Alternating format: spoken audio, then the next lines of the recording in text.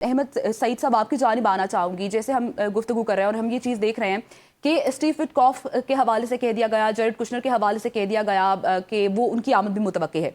एक जानिब हम देखते हैं कि ईरानी वफ़द की जानिब से कहा जा रहा है कि उनकी आमद जो हुई है वो सिर्फ अपना बयानिया बताने के लिए हुई है, लेकिन बैकडोर पे कोई तो ऐसे मुज़ाकरात चल रहे हैं जिसकी वजह से अमेरिका की जानिब से भी हमने देखा था कि कैरोलाइन लेविट ने कहा है कि उनकी भी आमद अमेरिकी वफ़द की भी मुतवक्के है।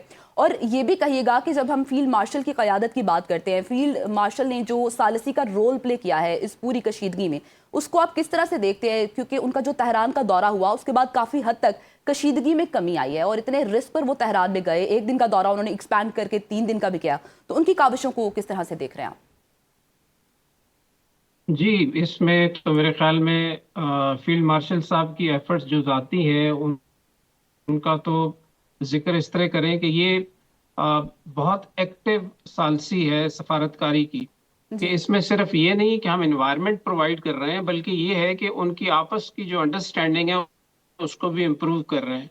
तो उसमें एक मीडिएटर का रोल भी आता है। तो जो मीडिएशन है वो पाकिस्तान बड़े एहसन तरीके से कर रहा है, और उसमें जाती हैसियत में जो फील्ड मार्शल साहब की अपनी एक पर्सनैलिटी है या अपना उनका एक ब्यौरा है, जिसको कि दोनों पार्टीज ने बल्कि सभी मुल्कों ने इस चीज को बड़ा सराहा है और कहा है कि पाकिस्तान जो है वो वाहिद मुल्क है जो इस पूरी जो सफारती अमल है उसका एक मेन पिलर है। और उस मेन पिलर के अंदर भी अगर आप एक शख्सियत को देखेंगे तो जाहिर बात है कि वो फील्ड मार्शल साहब की अपनी है।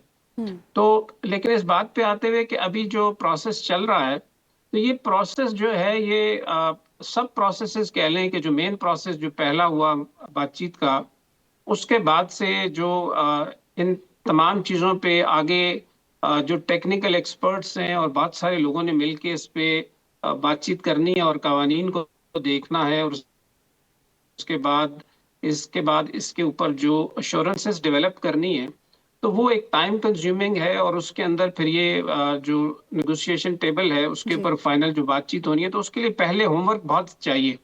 तो उस होमवर्क के हवाले से मैं समझता हूँ कि जो अभी जो टीम आई है ये अपने कुछ तहफुजात लेके आए हैं जो उन्होंने यहाँ पे गोश गुजार किए हैं, और शायद ये 1 to 1 बातचीत लग रहा नहीं होगी जो बताया गया है।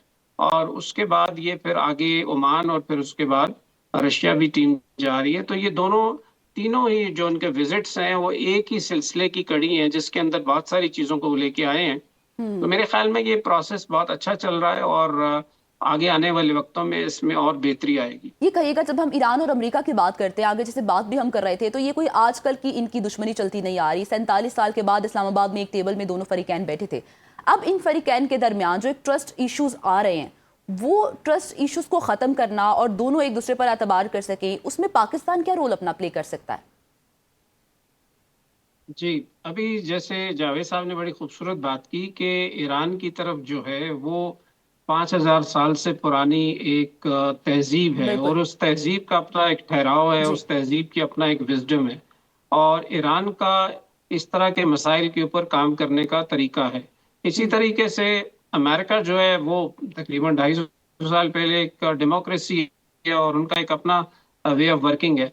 तो पाकिस्तान चूंकि दोनों ही तरफ बड़े अच्छे तरीके से, एक तो हमारे हमसाया ताल्लुकात हैं और पाकिस्तान की हिस्ट्री हमारी बहुत जो है वो इंटीग्रेटेड है ईरान के साथ, और हम उनके तहजीब और तमद्दन और उनके तरीके सोचने के तरीके से और काम करने तरीके से बहुत वाकिफ हैं। इसी तरीके से अमेरिका के साथ भी हमने चूंकि बहुत काम किया हुआ है, तो आई जी। थिंक एक बड़ा नेचुरल ब्रिज है पाकिस्तान जो बना रहा है, ताकि जब वो बैठे बाद में तो जो उससे पहले जितनी भी जुजियात हैं, जितने भी मसाइल हैं जिनके ऊपर बात कीजिए होनी है, तो उसमें पाकिस्तान अगर इस वक्त वो दोनों कुछ चीज़ों पे बैठ के बात नहीं करना चाहते, तो पाकिस्तान एटलीस्ट इसके ऊपर बड़े अच्छे तरीके से उनकी एक मीडिएशन कर रहा है। और मैं समझता हूँ कि ये ना सिर्फ पाकिस्तान की बड़ी कामयाब सफारतकारी तो अपनी जगह है, लेकिन ये है कि इसको एक मंतकी अंजाम तक पहुंचाने में पाकिस्तान का बहुत बड़ा किरदार हमेशा रहेगा इसमें। अहमद साहब, ये भी फरमाइएगा, जैसे हम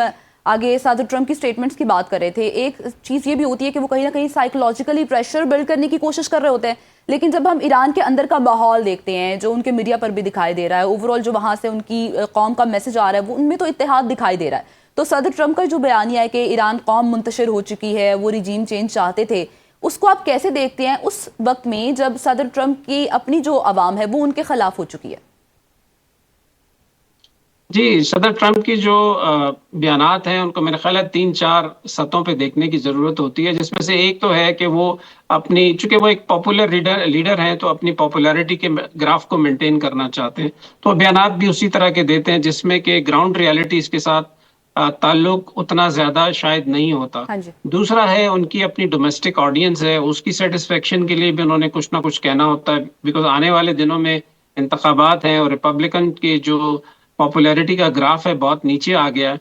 और तीसरी चीज ये है कि उसके अंदर फिर एक कुछ सीरियस बात भी वो करते हैं, तो मेरे ख्याल में उसको इसी तरीके से देखना चाहिए। और उसके अंदर बहुत ज्यादा मीनिंग्स जो है ना, कुछ जो बातें वो करते हैं उसमें तो होती हैं, लेकिन बाकी बातें जो डोमेस्टिक या पॉपुलैरिटी के लिए उसको इतनी ज्यादा अहमियत देने की जरूरत नहीं है। ठीक है, इग्नोर करना ही बेहतर है, इतनी अहमियत देनी जरूरी नहीं है।